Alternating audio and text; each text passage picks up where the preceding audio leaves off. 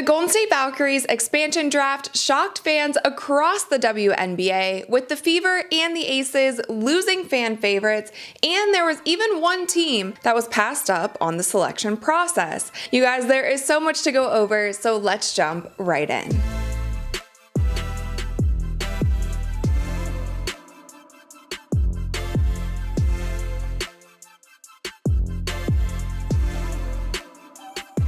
What's up, you guys? I'm Rachel DeMita, and welcome to the Courtside Club. Just last week, the Golden State Valkyries held their expansion draft, which a lot of fans were anticipating. You guys, the Golden State Valkyries will be a brand new WNBA team that will enter for the 2025? It's crazy, we're almost at 2025. The 2025 season will be the first season of the Golden State Valkyries, and in this expansion draft, they were essentially picking players that are already in the WNBA. So every WNBA team was allowed to protect 6 players on their team that could not be touched during this draft. These protections were not going to be made public, so the speculation for the past couple weeks has been what players on what teams are going to be protected. So a lot of fans were anticipating who was going to go, who was going to stay during this draft. And as you can see, you guys, here are the 11 players that the Golden State Valkyries decided to choose for their inaugural season. One of the interesting things about this is that 7 of these 11 players are actually international players, and when they talked to the head coach, she said that she did not do this on purpose. This is just kind of how the cards fell. These were just the players that she was most interested in, their play style, their mentality, all of these things. And that might give us a little sneak peek about the style of basketball that this team might be playing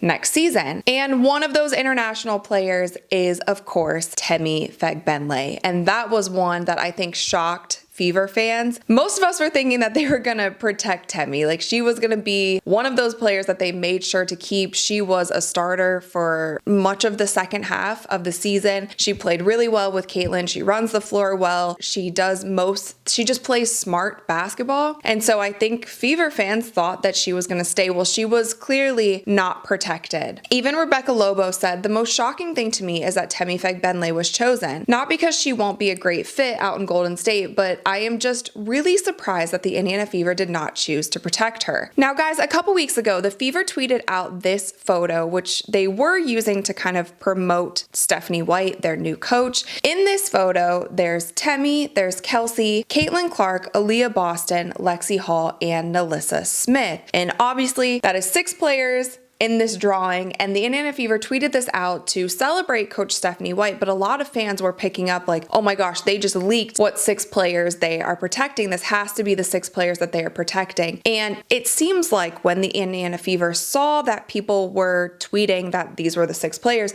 they quickly deleted the post. When I saw that they deleted the post, my first instinct was, oh, there's somebody or some people in this photo who are not protected, and they don't want it to be this big thing that people are thinking that they are protected, and then one of them is going to go during this expansion draft. So I thought that that was so fishy that they deleted it, because there would be no other reason. This is an adorable drawing. I personally thought that it might be Nalissa Smith, because there's been a lot of conversations around Nalissa. Are they going to keep her? Is she going to go? Are they going to try to trade her? What value would they get from Nalissa? Is she one of their core pieces? She's the one who's been most on the fence, I felt like. So that was the biggest speculation. Come to find out, Temi was the one. Now, maybe Nalissa also wasn't protected. That seems crazy. I'm sure she was, but Temi was the one to go to Golden State. Now, Temi posted on her Instagram thanking the Indiana Fever, saying bye to them, and Caitlin Clark is one of the top comments. She said, "Love you, Tem, gonna miss you." And I think all of us Fever fans are going to miss that duo. So lastly, with the Fever, you guys, this is another thing that I thought was so interesting. So Erica Wheeler tweeted out after the draft. She said 2 things. Congrats to all the ladies who got picked. You're a part of history, ladies. That's fire. Secondly, I'm confused. Wasn't some of the ladies that got picked was protected? Weren't some of the ladies that got picked were protected?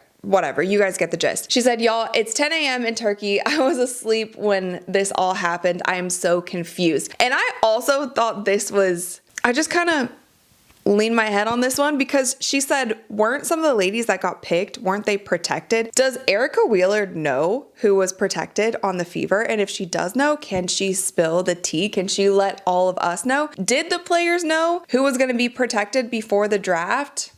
Moving on to the Las Vegas Aces, another big storyline in this draft was that Kate Martin was drafted to the Golden State Valkyries. Kate Martin is a fan favorite, and even though she didn't play too many minutes with the Aces last season, everyone loves Kate, and there was an uproar on Twitter when she got chosen by the Valkyries. A lot of her teammates were showing love. Asia said, "You're a gem. Now we gotta give you and Natalie 50, and she posted her in her Instagram story. Sydney Colson said, "I told Kate not to join the show, and here she goes." Alicia Clark said, "Damn money," with a crying face emoji. And then Chelsea Gray simply said, "Money Martin." I am happy to see Kate go to Golden State, however, because she definitely needs to be a part of a growing team, maybe not an already established one. And there are so many great things about Kate's game, and it seems like she's just a hard worker at that, and she is willing to step into any role that she needs to play on whatever team that will be. So I think that she'll do great next season, hopefully get more minutes and start finding her own as a player in the WNBA. And lastly, you guys,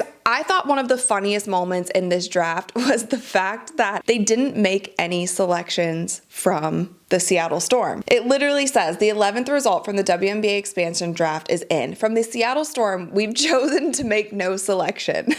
People in the audience were actually laughing at this. No one was expecting them to not choose a player from Seattle. And it's also, I mean, the jokes write themselves because there has been so much drama in Seattle during this offseason. We don't necessarily know why they didn't select any. I don't know if it was due to the unrestricted free agents and they only could choose a certain number of those, or if it was because they just didn't feel like any of the players that were available would fit into the dynamics that they want for this new team. And if you guys aren't caught up on the Seattle drama, I did make an entire video about the investigation that was happening within the team of bullying and harassment and those things, but there has been an update, and it said that the Storm investigation into alleged bullying by coaches finds no violations. So that investigation has been closed, but the story goes deeper because Jewel Lloyd, right after that was announced, Jewel Lloyd requested a trade from the Seattle Storm. So it seems like she wasn't so happy with the results of the investigation, and this is again all speculation, but she wants out of Seattle. So the drama hasn't really concluded with that organization, and the Valkyries simply said, yeah, we don't want none of that. But you guys let me know in the comments below, do you think that the Fever should have protected Temi? What do you think about Kate going over there? Are there any players that you are excited to see with the Golden State Valkyries? Definitely